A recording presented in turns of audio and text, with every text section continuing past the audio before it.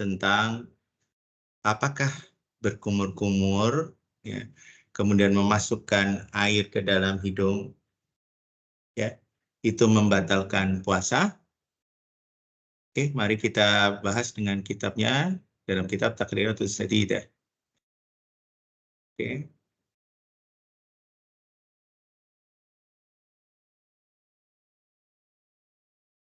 Saudaraku yang insyaallah dimuliakan oleh Allah. Nah, kita lihat di sini.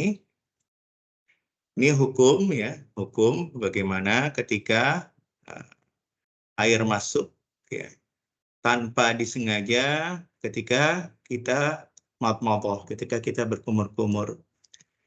Dan salah satu misalnya contohnya adalah juga masuk ketika kita berkumur kan biasanya sekalian dengan intisyak, ya, memasukkan air ke dalam hidung kita. Ya.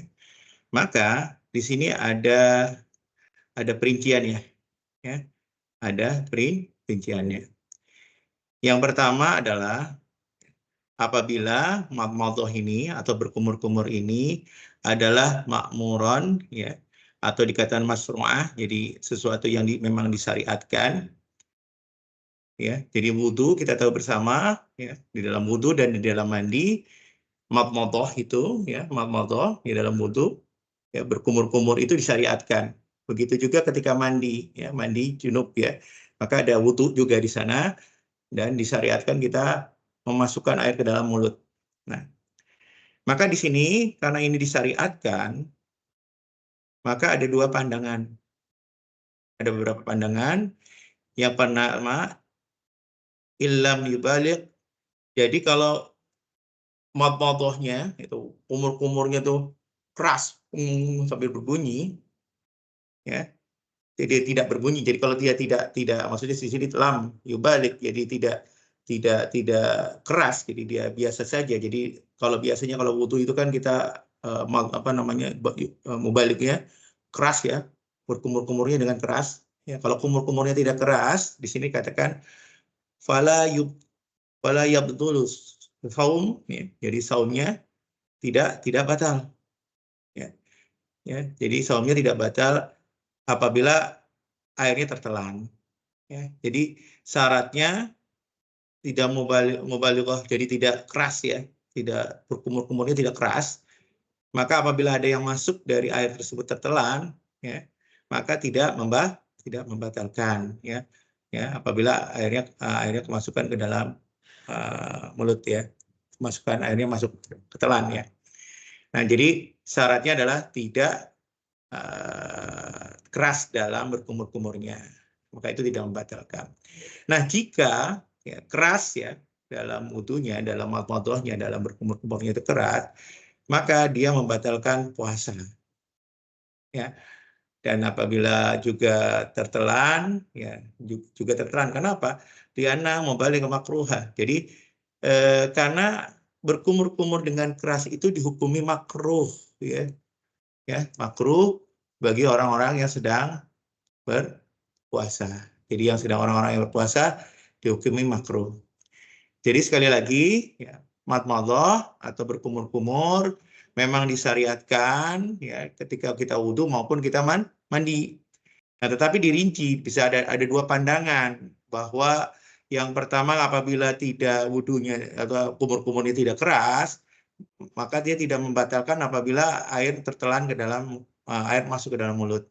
Nah, tetapi itu membatalkan apabila, ya, air yang masuk ke mulut ini kita berkumur-kumurnya dengan keras.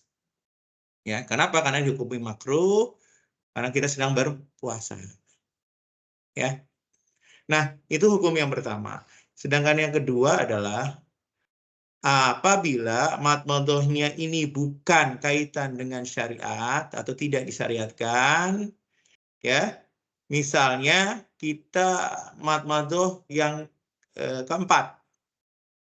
Ya, jadi kan kalau kita kan berkumur-kumur itu 3 kali, ini keempatnya, ya, atau bukan di luar wudhu atau di luar mandi. Maka kalau di luar wudhu dan di luar mandi, ya, maka batallah puasanya jika kita berkumur-kumur, ya, di luar yang disyariatkan seperti wudhu dan mandi. Ya. Jadi seperti itulah dalam mazhab Imam Syafi'i, maka ketika disyariatkan pun kita harus berhati-hati. Ya. Jangan sampai kita wudhu dengan keras. Ya. Dengan wudhu dengan keras dihukumi makruh dan itu bisa membatalkan puasa bila ada air yang masuk ke dalam mulut kita.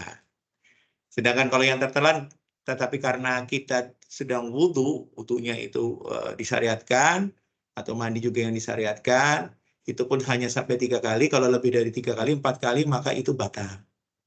Ya, seperti itu. Ya. Jadi kalau lebih jelasnya secara gambar seperti ini, ya, secara gambar seperti ini. Nah, jadi masuknya air saat berkumur, ini ada perincian ya bagi orang yang berpuasa, sekali lagi bagi orang yang berpuasa. Yang pertama, bila berkumur itu disunahkan atau memang disyariatkan, itu mandi wudhu. Bila tidak terlalu keras, maka itu tidak membatalkan. Nah, bila terlalu keras, maka mubalaghah, maka itu membatalkan. Sedangkan kumurnya tidak disunahkan atau tidak disyariatkan, misalnya kumur keempat, karena kumur keempat tidak disyariatkan, atau berkumur selain pada wudhu dan mandi, maka ini membatalkan. Ya, meskipun tidak terlalu keras berkumurnya. Nah, ini dalam mazhab Imam Syafi'i. Makanya lebih baik kita tidak berkumur-kumur. Ditakutkan juga, walaupun mungkin masuk juga, takutkan kita keras kan dalam mubalaghah.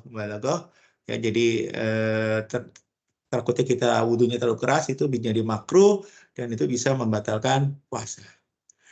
Demikian saudaraku, semoga bermanfaat apa yang kita bicarakan hari ini. Kita tutup sama-sama dengan bacaan alhamdulillah. Alhamdulillahirabbil alamin. Assalamualaikum warahmatullahi wabarakatuh.